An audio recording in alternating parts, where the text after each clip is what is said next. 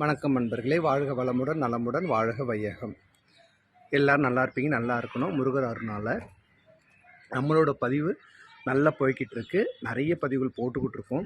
இன்றைக்கி கூட 2 தினம் ஒரு திருத்தலம் ஏற்கனவே நம்ம ஒரு சாப்டர் ஆரம்பிச்சிருக்கோம். அதில் இன்றைக்கி 2வது கோயில் மாங்காடு காமாட்சி அம்மன் கோயில் போட்டிருக்கேன். பாருங்கள், உங்களுக்கு பிடிக்கும். இப்போ நம்ம இன்ட்ரோத்த வசதமாக யூடியூப் சேனல் பார்க்க போகிற பதிவு என்னென்னா, திருப்புகழில் வேலை கிடைக்கணுமா, திருப்புகழ் நோய் நீங்கணுமா, திருப்புகழ் நல்ல செல்வம் வரணுமா, திருப்புகழ் நோய் நீங்கணும், வறுமை நீங்கணும், எல்லாத்துக்குமே ஒரு திருப்புகழ் இருக்குது. அதாவது இப்போது குழந்தை பாக்கியம் வேணுமா, அதுக்கு ஒரு திருப்புகழ். இப்படி எல்லாத்துக்குமே ஒரு திருப்புகழ் அருணகிரிநாதர் அருள் செய்திருக்கிறார். அதில் நமக்கு என்ன தேவையோ அதை நம்ம எடுத்துக்கலாம். இப்போ நாம் இந்த பதிவில் பார்க்க போகிறது திருப்புகழ் தான். சகல செல்வம் கிடைக்கிறதுக்கு உண்டான ஒரு அருமையான திருப்புகழ் தான் இப்போ உங்களுக்கு சொல்ல போகிறேன். வாங்க நம்ம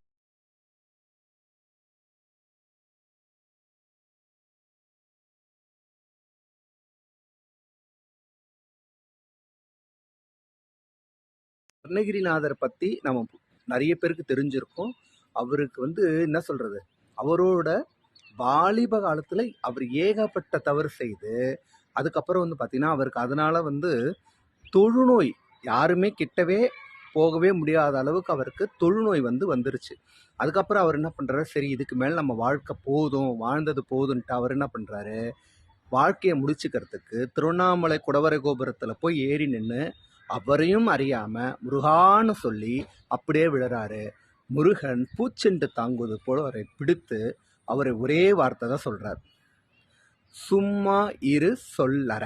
இந்த ஒரு வார்த்தையை தான் முருகப்பெருமான் அருணகிரிநாதருக்கு சொன்னது. அது என்ன, சும்மா இரு, நீ ஒன்றுமே செய்யாத, சும்மா இருன்னாரு. எத்தனை நாளைக்கு? அவர் எத்தனை வருஷம் இருந்தார் தெரியுமா? 12 வருஷம் இருந்தார். 12 வருஷம் இருந்த அவருக்கு அவர் தான் இந்த பாடல் இப்போ நம்ம சொல்ல போகிற பதிவில் சொல்கிறாரு, எனக்கு நான் ஒரு தவம் கூட பண்ணவே இல்லை அப்படின்றாரு. ஆனால் அவர் 12 வருஷம் தவம் பண்ணியிருக்காரு.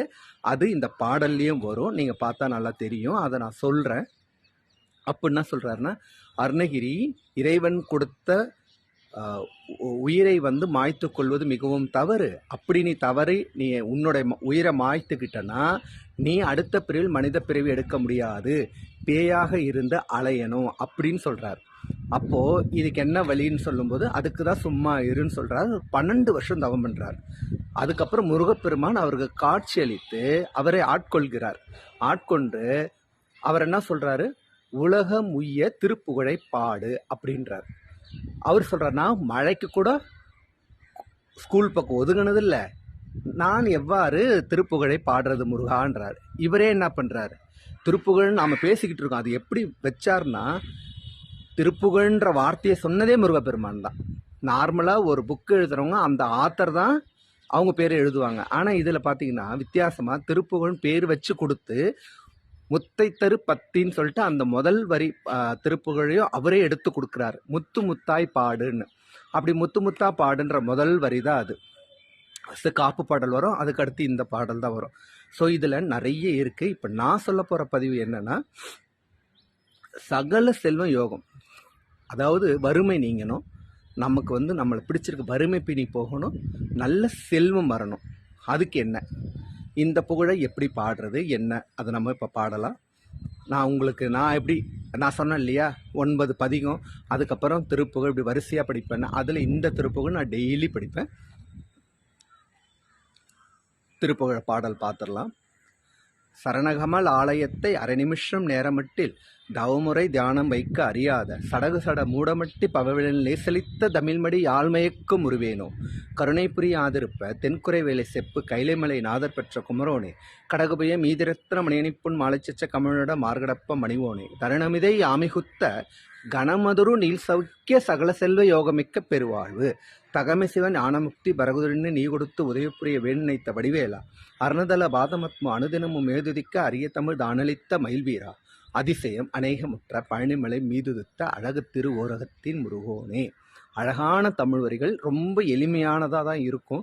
இந்த பாடலை நான் டிஸ்கிரிப்ஷன் பாக்ஸ்லேயும் போடுறேன், உங்களுக்கு பாடலாகவும் அட்டாச் பண்ணுறேன், நீங்கள் டவுன்லோட் பண்ணிக்கலாம். இந்த ஒரு பாடலை நீங்கள் தொடர்ந்து பாராயணம் பண்ணுங்க. தொடர்ந்துனா நான் ஜென்ரலாக 48 நாள் நான் அப்படி சொல்ல மாட்டேன், தொடர்ந்து பண்ணுங்க. அதெல்லாம் 48 நாள் நமக்கு பிரச்சனை என்றைக்குமே தான் இருக்கும். அப்போ அந்த பிரச்சனை நீங்கணும்னா தொடர்ந்து இந்த பாடலை முதல்ல கஷ்டமாக இருக்கும், அப்புறம் நீங்கள் படித்து பாருங்கள், உங்களையும் அறியாமல் அது தானாக வந்துடும். நான்லாம் ஃபஸ்ட்டு எனக்கு பார்த்து தான் படித்தேன்.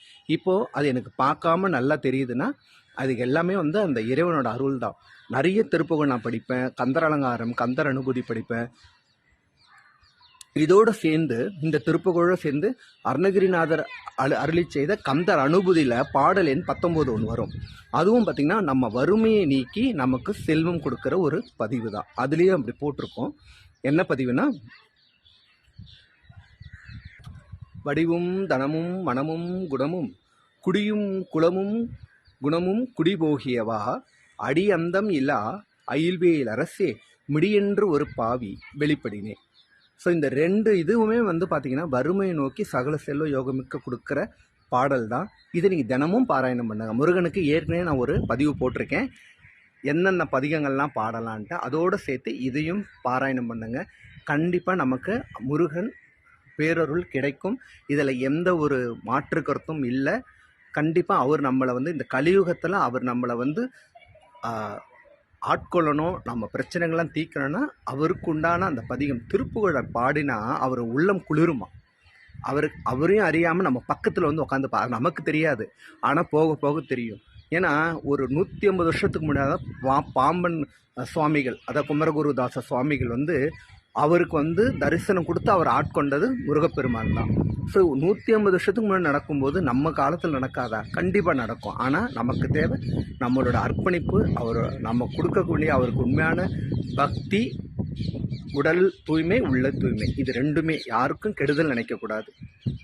இன்னார் செய்தாரை ஒருத்தல் அவர் நான் நன்னையும் செய்து விடல்னு சொல்லி சும்மா சொல்லுங்க. திருவள்ளுவர் எல்லாமே யோசித்து தான் சொல்லியிருக்காரு. ஸோ இந்த மாதிரி ஒரு பதிவை நான் உங்கள்கிட்ட ஷேர் பண்ணதில் எனக்கு ரொம்ப சந்தோஷம். பாருங்கள், பார்த்து பலன் பண்ணுங்கள். இன்றைக்கு நாளைக்குள்ளே நிறைய பதிவுகள் போட போகிறேன், பார்த்து பலன் பண்ணுங்கள். நம்ம சேனலை சப்ஸ்கிரைப் பண்ணுங்க. ரொம்ப ரொம்ப நன்றி. ஏன்னா இந்த அளவுக்கு நம்ம சேனல் வளர்ந்துருக்குன்னா உங்களோட பேராதரவுலாம் முடியாது. இப்போ நம்ம 1500 சப்ஸ்கிரைபர்ஸ் நோக்கி போய்கிட்டு இருக்கோம். ப்ளஸ் நிறைய புது சப்ஸ்கிரைபர்ஸ் வருவாங்க. அதனால் பழைய பதிவுகள்லாம் கூட எடுத்து தூசி தட்டி நான் புதுசாக கொடுக்குறேன். பாருங்கள், உங்களுக்கு தெரியும். ஃபஸ்ட்டெல்லாம் வந்து இதுவாக தான் கொடுத்துருந்தேன் ஆடியோ இதில். இப்போ கொஞ்சம் வீடியோ பேஸில் கொடுக்க ஆரம்பிச்சிருக்கேன். அதை அப்படியே அட்டாச்சும் பண்ணுறேன். பழைய வீடியோவும் நான் லிங்க்கில் ஆட் பண்ணுறேன், போய் பாருங்கள். சப்ஸ்கிரைப் பண்ணுங்கள், ஷேர் பண்ணுங்கள், உங்கள் ஃப்ரெண்ட்ஸு ஃபேமிலிக்கு எல்லாருக்கும் ஷேர் பண்ணுங்கள். உங்களோட ஆதரவு எனக்கு தொடர்ந்து வேணும். இதெல்லாம் எனக்கு அமைச்சு கொடுத்த என் அப்பன், என் குருநாதன், என் முருகனுக்கு கோடான கோடி நன்றிகள். நன்றி, வணக்கம்.